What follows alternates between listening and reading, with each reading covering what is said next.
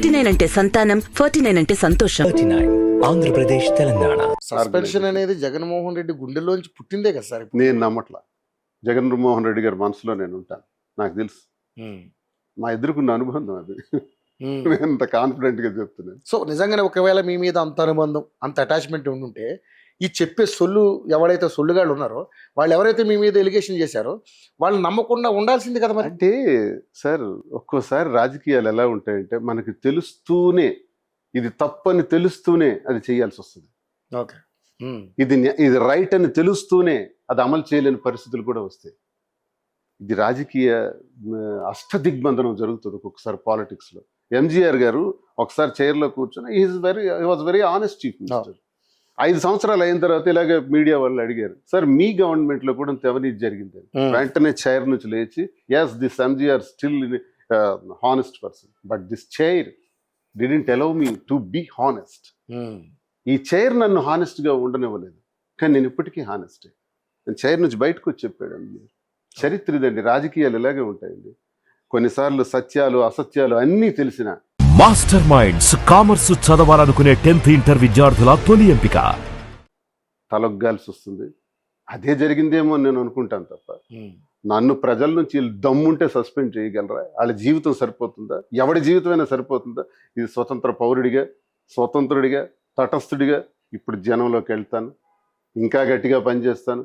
గడిచిన కాలంలో నాకున్న పాదయాత్ర అనుభవం, గడిచిన కాలంలో ఉద్యమ నేపథ్యం, వీటన్నిటితో నాకంటూ ఒక ఓట్ బ్యాంక్ ఉంది.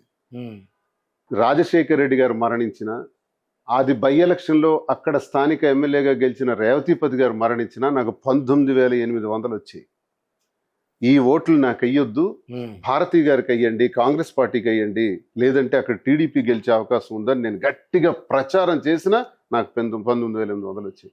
It's my vote bank. నా ఓట్ షేర్ ఏటో, ప్రజల్లో టెక్కల్లో నాకున్న ఓట్ బ్యాంక్ ఏటో ఆ ప్రజలకి తెలుసు, నాకు తెలుసు. ఆ ఓట్ బ్యాంక్ని ఇంకా పికప్ చేసుకుంటాను, ఇంకా గట్టిగా వెళ్తాను, నా ఉనికేటో చూపెడతాను. టైం ఉంది. రాజకీయాల్లో ఎదగాలనుకున్న మీరు అదే రాజకీయాలకు బలైపోవడం ఏ విధంగా అనిపిస్తుంది? ఈ బలులు హత్యలు ఉండవు, ఆత్మహత్యలు ఉంటాయంటారు కదా రాజకీయాలు. అది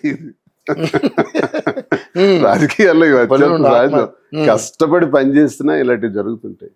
ఓకే, అయితే ఒక ఇది వింటాం, అది నా నుంచి. ఇప్పుడు నేను కూడా ఒక ఎమ్మెల్యేగా ఉండి కొంతమంది నా కోసం ప్రాణాలు అర్పించిన క్యాడర్ ఉన్నారు.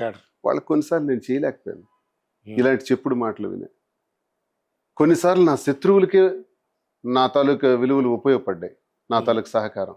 అది కూడా చెప్పుడు మాటల వల్ల.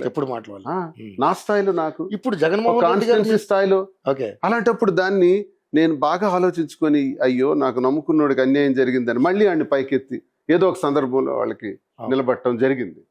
కానీ అన్యాయంగా శత్రువర్గాలకు కూడా నేను ఉపయోగపడిపోయాను. ఇలాంటివి ఎప్పుడు జరుగుతుంటాయి సార్ రాజకీయాల్లో, ఇవి తప్పదు. దీని నుంచి నేను అవగాహన చేసుకోగలను కాబట్టి, నాకు అనుభవం ఉంది కాబట్టి చాలా సింపుల్గా తీసుకుంటాను. ఇదొక ఛాలెంజ్, ఇదొక సవాల్ లైఫ్లో, ఇదొక చిన్న థ్రెట్. ఈ థ్రెట్ని ఎలా ఎదుర్కోవాలి, ముందుకెళ్తాను. మీరే చూస్తారు కదా, 29వ సంవత్సరం జరగబోయే ఎలక్షన్లో దువ్వాడ శ్రీనివాస్ శ్రీకాకుళం జిల్లాలో ఆ శక్తి ఏంటో చూపెడతాను. ఇప్పుడు కాదు, ఇప్పుడు మాట్లాడినా అది ప్రయోజనం లేదు. మాస్టర్ మైండ్స్ కామర్స్ చదవాలనుకునే 10th ఇంటర్ విద్యార్థుల తొలి ఎంపిక.